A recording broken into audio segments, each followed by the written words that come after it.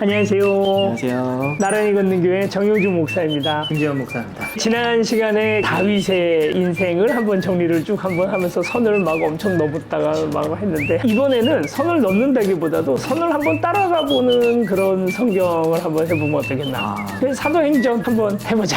사도행전을 쓴 사람은 많이들 아시죠? 누가 썼다고요? 누가? 그러니까 누가? 이런 거 하지 마시고. 지금의 우리 뭐 삼성병원 뭐 아니면 뭐 현대병원 이런 데 가서 만나는 의사들하고 같나요? 다르죠, 아무래도. 그때 당시에 의사 같은 경우에는 거의 병을 주술적인 느낌으로 보는 경우들이 많았잖아요. 지금 현대의학으로 보게 되면 저건 좀 아닌데 하는 것들도 굉장히 많았죠. 그래서 여기가 의사다 그러면 굉장히 막 학식이 뛰어나고 뭔가 굉장히 정말 이성적이고 이런 사람으로 인식을 하는데, 사실은 그렇지 않을 수도 있다. 사도행전을 좀 폄훼하자는 게 아니라 벌써 우리가 또 선을 넘고 의사로서 누가의 특징은 잘 안 나타나는 것 같아요. 의학 용어가 몇 개 나왔다? 근데 사실 그 정도는 그냥 평민들도 얘기할 수 있는 정도의 의학 용어거든요. 의사로서의 누가를 바라보지 않을 것 같으면 누가의 그러면 진짜 자기 정체성은 뭘까요? 의사였던 건 확실한 것 같아요. 바울이 의사라고 표현을 해주거든요. 문제는 뭐냐면 이제 많은 설교가들이 그걸 통해서 누가복음과 사도행전을 본다는 거죠. 누가의 개인적인 특징으로 좀 생각할 것 같으면 어쨌든 유대인의 어떤 혈통도 있고 또 이방인의 혈통도 있고, 그래서 양쪽을 다 아우를 수 있는 사람이기도 하지만, 저는 이제 그거보다도 바울의 선교 여행을 따라다니면서 사실은 복음을 영접하게 되고 또 선교를 계속하면서 신학을 배운 사람이기 때문에, 그리고 사도행전과 누가복음을 쓴 것도요 다 길 위에서 다 얘기를 듣거든요. 누가에게 있어서는 길이라고 하는 주제가 굉장히 중요한 주제인 것 같아요. 누가를 너무 의사라는 프레임을 씌워서 이 성경을 보기 시작하면 중요한 부분을 읽고 가는 것 같은데, 목사님 말씀대로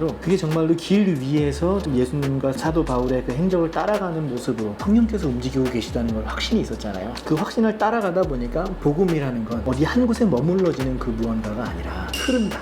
예수님도 누가복음에 보면 제일 중요한 장소가 길이고요. 계속 길 위를 다니면서 가르쳐요. 그래서 누가복음을 어떻게 그 단락 나눔을 하냐면, 어디에서부터 어디까지 가는 길, 갈릴리에서 예루살렘으로 가는 길, 골고다 올라가는 길, 모든 것들이 다 길 위에서 다 이루어져 버립니다. 그리고 나중에 부활하신 예수님을 제자들이 만나는 것도 길 위에서 만나거든요. 그러니까 길은 누가에게 있어서는 중요해요. 사도행전이 결국 뭐냐? 성령이 흘러가는 길 얘기잖아요. 길이 어디로 흘러가고 있는가, 가다가 어느 정도 막힐 거 아니에요. 그 막힘을 어떻게 뚫어내는가. 길 위에서 쓴 책이다 보니까 사도행전 끝장 기억나시잖아요? 그렇죠. 사도 바울이 담대히 복음을 전하더라. 갑자기 그래 끝나냐. 이게 끝이라고 생각되지 않게 끝나버리는. 그렇죠. 정리하자면 이거예요. 의사로서의 프레임을 바뀌어보자. 그리고 좀 새로운 프레임을 씌우자면 길 위의 복음이고, 길 위에서 성령님께서 그 복음을 어떻게 흘러가게 하시는가, 이 초점으로 우리 사도행전을 보고 또 누가복음을 한번 보자. 그러면 한번 초점으로. 누가와 성령의 여행을 따라서 우리들 길을 한번 가보시죠. 네. 사도행전 1장은 예수님께서 승천을 하시는 장면이 이제 첫 부분부터 이제 나오게 됩니다. 제자들에게 있어서 하나님 나라 운동이 제일 중요하잖아요. 제자들은 승천하는 예수님이 이해가 안 가는 거예요. 예수님이 승천하려고 하는데, 아니 예수님 이 나라 어떻게 하고 지금 가십니까?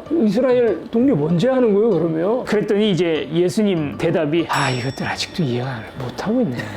하나님 나라가 정치적인 의미에서 이스라엘 가나안인 줄 알았냐? 민족의 경계를 왜 못 벗어나. 그런 거죠. 그거 답답함을 계속 예수님이 얘기하신 거죠. 이스라엘 독립하는 건 니들이 알 거 없고.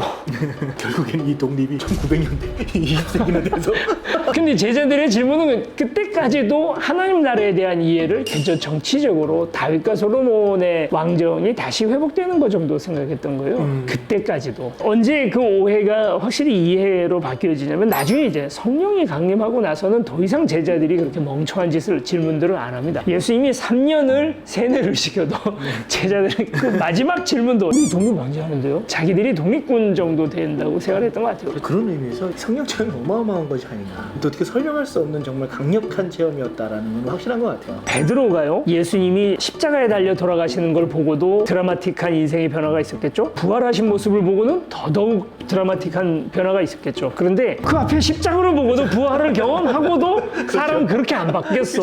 그 변화에 몇 곱절 되는 변화가 사실은 성령 체험이죠. 성령이 너희에게 임하시면 너희가 예루살렘과 온 유대와 사마리아와 땅끝까지 내 증인 될 거야.